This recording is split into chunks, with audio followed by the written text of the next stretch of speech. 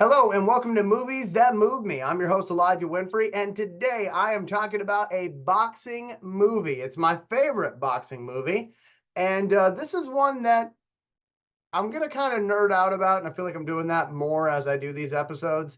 But I promise you, they are movies that meant a lot to me, and they do actually help me as I'm writing my stuff. I know some people tune in because they want to hear, like, how does it work with my films, and maybe that's a little hard to figure out, here and there. But this one was really inspiring to me because I felt like even though it was a fictional movie, it felt like based on a true story in a way. The movie is called Southpaw. I'm not sure if I said that yet or not, but Southpaw came out in 2015. In fact, it had its big premiere July 24th of 2015. It stars Jake Gyllenhaal as Billy Hope.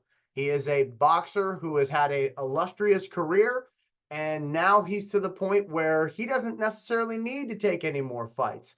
He can just kind of retire and enjoy being a family man because he's got a wife and he's got a daughter, and he can just do that if he can allow himself to do that, which is the fun part of this film. So again, you've got a fighter who's towards the end of his career in a way, who is battling with that, do I want to stay in the ring or do I want to go home? And Jake Gyllenhaal's wife in this movie is played by Rachel McAdams. And Rachel McAdams does not have a lot of screen time in this film, but man, she dominates every single scene she's in. And I got to tell you, just full disclosure, Rachel McAdams is my favorite actress of all time. For me, when it comes to actresses, it's her, it's Margot Robbie, and then kind of everybody else. But Rachel McAdams, just something about her when she shows up in a movie, it's like, okay, I know this is going to be good. Like, I know this is going to be good because she's in it. And for me, I had that feeling about both Jake Gyllenhaal being in it and Rachel McAdams being in it. And then the fact that it was a sports movie, I'm like, okay, you had me at Jake Gyllenhaal and Rachel McAdams, but now it's a sports movie. Take my money, okay? Take my money. But Southpaw, as I said at the beginning, it was a movie that is not based on a true story, but it feels like it could be. And that was the part for me that writing wise, when I write a script, I try to think about that sometimes. How do I make this so realistic that it could be a true story, even though I'm dealing with fictional characters? Because one of the things that I came away with in this film is that you care about everybody in it. You care about the stakes involved.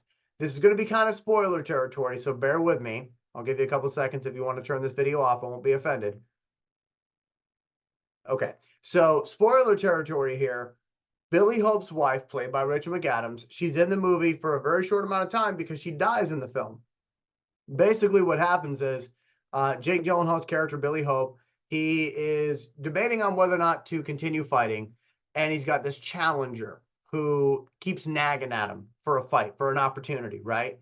And Billy Hope is doing a fundraiser for some kids in his community, and this challenger shows up with his posse, and there's a fight that ensues, a gun gets pulled, and Rachel McAdams gets shot and killed. And so what happens at that point in the film is that Billy Hope goes off the deep end. He's lost his wife.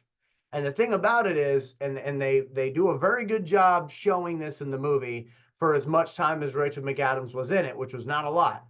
Rachel McAdams is the cornerstone. She handles the day-to-day, the life stuff, so that Billy can just focus on what he does best, which is beating the hell out of his opponent, okay, and making that prize money happen. So when he loses Rachel McAdams' character, he doesn't know what to do. He's got bills he's got to pay now. He's got a daughter that he has to kind of reconnect with. Not saying he wasn't a good father before, but he wasn't as involved in the day-to-day operations. And now he's got to be, to make it sound like it's a corporation or something. But you get what I'm saying. Now he's got to actually be present as a father while dealing with all the bills. He's got all the stress. Whereas before, she took the brunt of a lot of that. Now he doesn't have her. So because of all of that, Billy Hope loses his daughter. She goes into foster care, essentially. And so this movie goes from being about boxing to being about a father getting his daughter back, number one. Number two, getting his career back, because all these people that were his friends, whenever everything was great, they all disappear on him, which is another big thing. And so this movie for me, like I said, it felt like it should have been a true story. Like I felt like at the end of this movie, I was going to go look up how is Billy Hope doing now? And obviously, because it's a fictional story, you can kind of, make your own opinion about that. But this movie had so many great performances in it. Obviously, Forrest Whitaker was in this movie as well. 50 Cent was in this movie. Now, 50 Cent actually plays the agent of Billy Hope. So he's the one lining up the fights and that sort of deal. And it's interesting how a mundane job can be turned into a villain role very quickly. Okay. Here's what I mean by that, because I'm not saying that agents have mundane jobs. Like I'm sure they have stress. What I'm saying is in this movie, you would not think of 50 Cent as like a super important character for the first 10 minutes of the film, because you're like, oh, he's the agent. Like, that's kind of cool. Like it's cool that 50 Cent, who is a really good actor, is in this film, right? Like, that's cool. Cool role for him. But then when all the, what hits the fan, now it's like, oh, his role is important, because now he's kind of turning his back on Billy Hope. What's that about? I thought this was your guy, And it's one of those things where in real life, it's like, look, business is business. Business is business. It ain't personal. It's just business. But in this movie, you hate 50 Cent. you hate what he does to Billy Hope in this film. And I thought that was very interesting as well, just from an actor's perspective. How do you take something that a lot of people are going to look at and say that's just a regular job, that's a small role, and how do you turn that into, oh, he's the villain of the story, but you could also say that the villain of the story is Billy Hope's pride, because it got in the way. If he just would have walked away, everything would have been fine, but he didn't do that.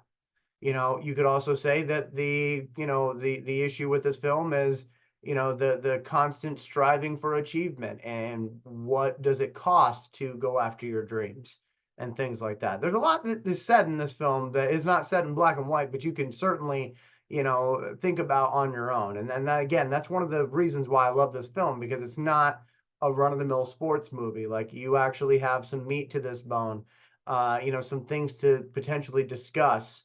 And when I'm trying to write a sports movie, and just a movie in general, a lot of times I'll watch this film just to get some inspiration, especially if I have a character that I feel is raw, and I want them to be raw and real, and not, somebody that's necessarily polished. I like to look at Billy Hope, because he was not a polished character. He was rough around the edges. And I really enjoyed that about this film.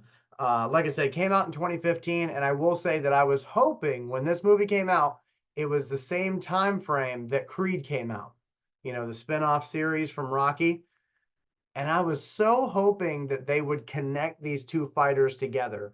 They never did, and they probably never will. But I thought that would have been so cool to see Adonis Creed going up against Billy Hope and bring the two series together. If that ever happens, hey, remember this episode, okay? Remember this episode.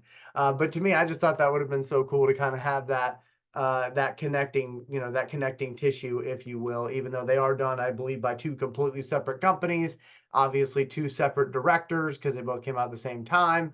But 2015 was like, oh, boxing movies, those were fun, and then of course Creed went on to do two more films, and Southpaw hasn't gotten a sequel. I don't know that it ever will, and honestly, I don't think it needs it. It's great as a standalone film.